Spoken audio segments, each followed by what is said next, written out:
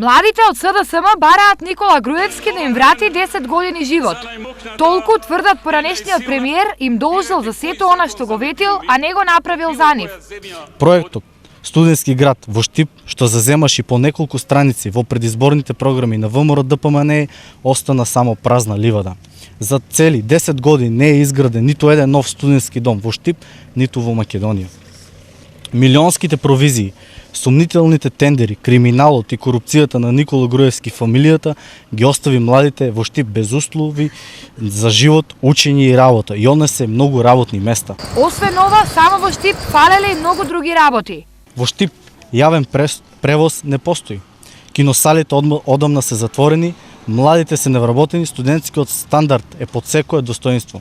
Нови виртуелни пореки кои што ги предлага ВМРО ДПМНЕ се само нови лаги и ништо повеќе. Според статистиката на СДСМ, досегашното владење на ВМРО ДПМНЕ на чело со Никола Груевски резултирало со 52% младинска невработеност и 626.000 иселени граѓани.